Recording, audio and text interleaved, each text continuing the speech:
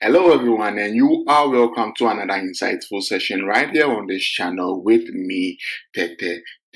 So today we are talking about how you can ace your Erasmus Mundus interview. Okay, so congratulations on getting shortlisted.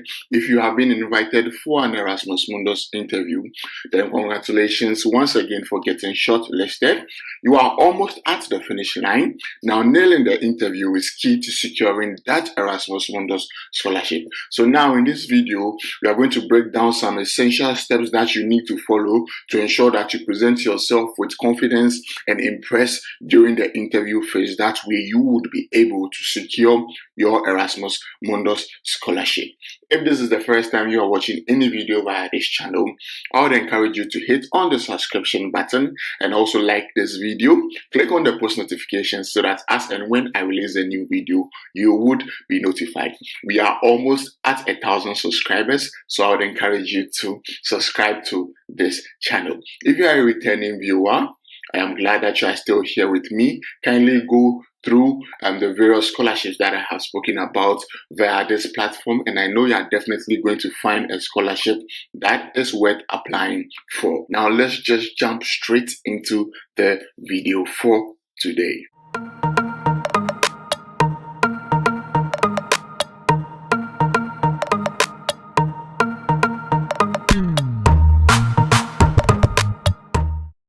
So like I said, we are speaking about how you can ace your Erasmus Mundus interview, okay? So first and foremost, you have to prepare. Preparation is key for this phase, okay? So the first thing that you have to do is that you have to know the program inside out. When I say you have to know the program inside out, I mean you have to dive deep into the Erasmus Mundus program that you have applied for. You have to understand the curriculum, the specializations, the partner universities, and then the career prospects that are available for you after you complete your program. This shows that you have genuine interest and dedication in the program. For instance, let me use myself as an example. Once I had applied to my program, that is Advanced Development in Social Work, I headed on to the program website and read extensively about the program, trying to know the program inside out. I got to know about the partner universities, that is the University of Lincoln in the UK, Embark University in Denmark, University of Lisbon in Portugal, University of Warsaw in Poland, the University of Paris-Nanterre in France. I got conversant with these universities. I listed the courses that are available in each of the universities that I would be studying, and all this information can be found on the program website. So for you to know your program inside out, it is advisable for you to go to the program website and read extensively about the program. That way you would know the program inside out, and this is key to your interview phase, okay? So you have to know the program inside out. The next thing that you would have to do is that you have to be conversant with the interview format, okay? So once you received the email inviting you for the interview phase, the format of the interview is clearly stated there, okay? So if you are going to have a phone interview, an interview via a phone call, it will be stated. If you are going to have an interview via video conferencing, such as Zoom, Microsoft Meet, or Google Teams, it would also be stated in that email, okay? So just be conversant with the format of the interview, because how you are going to behave on the phone call is going to be definitely different from how you are going to behave when it is a video conferencing. So you have to be conversant with the interview format.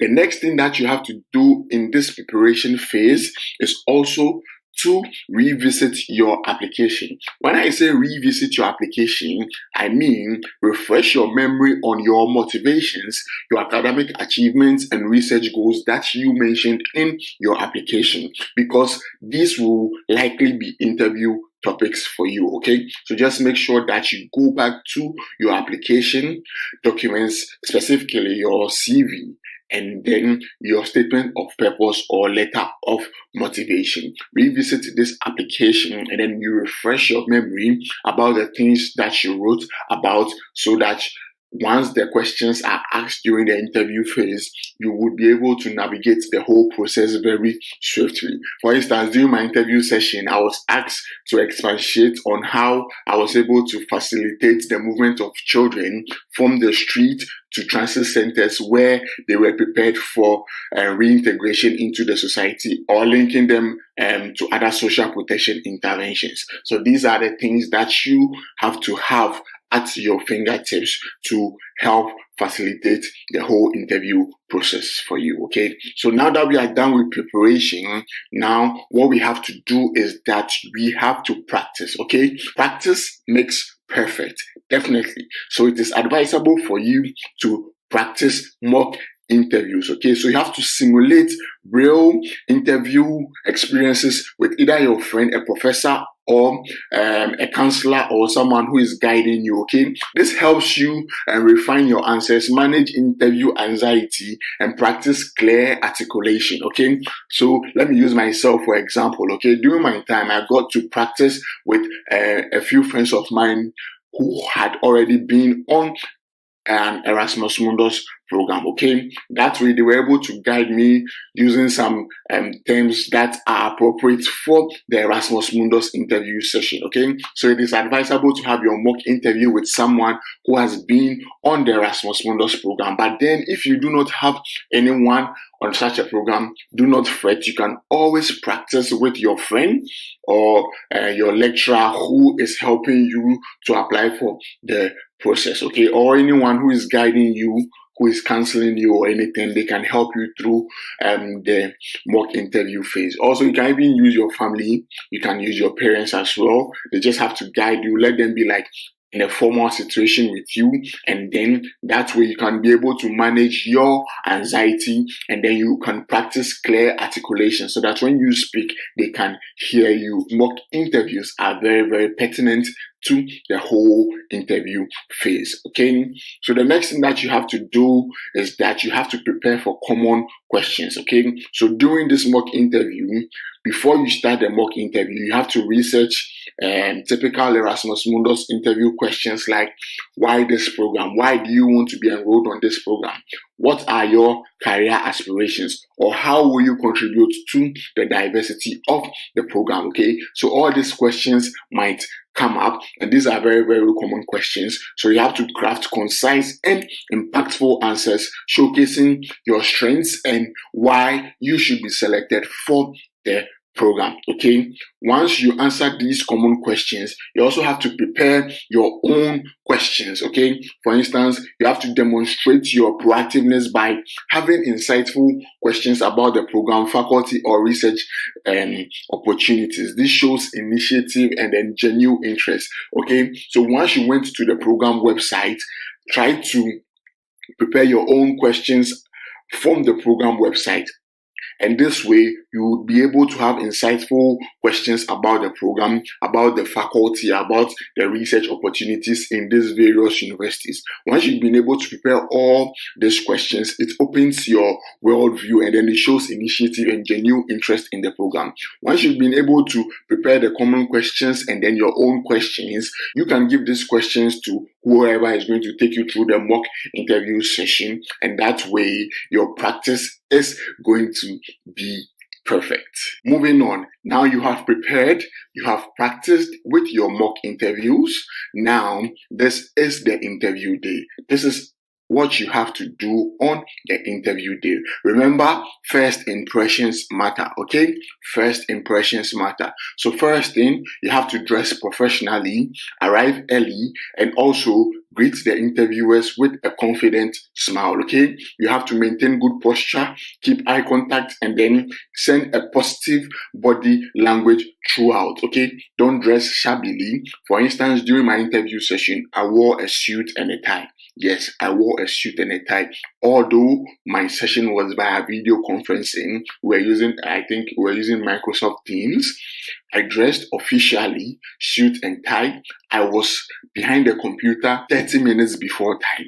30 minutes before time, I was behind the computer, and I made sure that once the video conferencing platform was open for me to start the interview, I was seated with a confident smile, okay, ready for the interview session, because I had adequately prepared and I knew the answers I was going to give to the various questions that would be asked. Okay, so I maintained a confident smile, very, very good posture, sit upright and look straight into the camera, and then maintain eye contact. Okay, give a positive body language throughout, because if you are fidgeting, they are going to see that you are nervous, and then they might think that you are lying or you lied on your statement. So just be bold, just be confident. So far as you wrote your statement of purpose and you know what you wrote, just be confident in your experiences and then express yourself during this interview phase, because it is just for 15 to 20 minutes. It's not that long, just 15 to 20 minutes. And once you are confident and you know what you are talking or what you are speaking about, they know it and they can sense it. You have to be authentic throughout the whole interview phase. And once you are even doing that, you would realize that time would pass by and you would see that 20 minutes is going to look like 2 minutes to you. Okay, so just be confident, dress properly, and arrive early. Just make sure that you are behind your computer 30 minutes before time. Okay, the next thing that you have to do during the interview session is that you have to listen carefully. Okay, so pay close attention to each question before answering. Do not just start speaking. Okay, tell us about yourself, and then you just start blah blah blah blah blah blah blah. Just let the interviewer finish, let her land, and then pay close attention, absorb the question, and then reflect quickly about it, and then you start speaking. Okay, so just take a moment to collect your thoughts before speaking. Okay, do not just start speaking without taking a moment to collect your thoughts. Okay, so be enthusiastic. Okay, so when I say be enthusiastic, you have to show genuine passion for the program and then your field of study. You have to use what clear and concise language, and then avoid any street terminologies or jargons. For instance, in Ghana, we speak a lot of Pidgin English, so you might be tempted into adding those jargons to your statements. For instance, during my interview session, since most of my experiences revolved around working with street children, I had to be enthusiastic about my whole experience and how it has brought me to the stage that I currently find myself. Okay, and then once you are authentic and you are genuine and you know your experiences are real, you can definitely be enthusiastic or excited about speaking about your field of study. Okay, so you would definitely be excited about speaking about your field of study. Okay, so whichever field that you find yourself in, just be enthusiastic, show genuine passion for the program and then your field of study. Okay, and it's also important for you to highlight your strengths. Okay, so confidently showcase your academic background, research experience, skills, and how they align with the goals of the program, because they would definitely ask you a question on how you are suitable for the program and why you should be selected. So when they ask you this question, it is important for you to highlight your strengths. You confidently speak about your academic background, your research experience, your skills, and how they align with the program. Like I said, it is always important for you to sound authentic. So just be honest and then open. If you do not know something, admit it gracefully. The interviewers are going to appreciate your honesty and ability to learn. For instance, if they ask you a question that you do not fully understand or you do not have the answer to, you can say, okay, per your experience, you have not come across this area or this field of study. However, you are definitely going to look into it after the interview session. Okay, so just make sure that you admit something that you do not know and just let them know that you are definitely going to research and then look into that field once this interview session is over. Okay, so always remember to be authentic, be honest, and then be open. Okay, definitely nobody knows everything. So just be honest and open during the interview session, okay? So you end the interview on a positive note. Usually at the end of the interview session, they are going to ask you, do you have anything to say? Once they ask you that question, briefly emphasize your interest in the program and how it aligns with your future goals, and then you thank the interviewers for their time, okay? So you just re-emphasize like you're interested in the program, like briefly let them know that this program is very, very important to you and is going to contribute to your future goals, and then you thank them for their time, okay? So this is what you do on the interview day, and once you follow these steps, you are definitely going to ace your Erasmus Mundus interview session, or maybe any other program, any other interview session that you would have that is academic, okay? So let me give you some bonus tips before we finish this video on the interview session, okay? So if it is an online interview, okay, you have to ensure that you have a stable internet connection, you have a quiet background, and you have to test your equipment beforehand, okay? So I'm speaking from my experience, especially coming from the Ghanaian field or coming from Ghana. Sometimes our internet connection is definitely not stable. So what I did was that I had an alternative internet connection waiting for me. So I had MTN there, I had Vodafone there, and I had Airtel Tigo there, okay? So I made sure that I got access to 3 different phones, okay? And make sure that there was enough bundle on all those phones. And then I hotspot one for the computer, and the other ones were in waiting in case the main one I was using failed me, okay? So I had alternate internet connections waiting for me in case any of the connections that I had failed, okay? So make sure that you have alternative internet connections and waiting for you if it's an online interview. And always test your equipment, test your computer, and make sure that your computer is working very well. That is why I said you have to be behind your computer 30 minutes before time. That way you will be able to test everything before the interview session starts. You do not have to wait 5 minutes before time before you open your computer, and now you see your computer is not working, the microphone is not working, the camera is not working, and then you start like panicking, and then you are all over the place. How can you be able to ace your interview?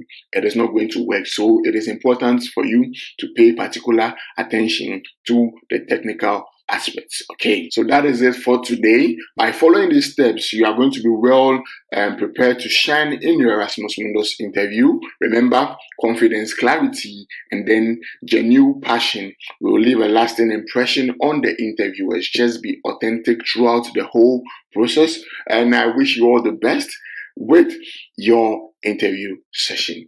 I'll definitely catch you on the flip side. Stay blessed, and I am out.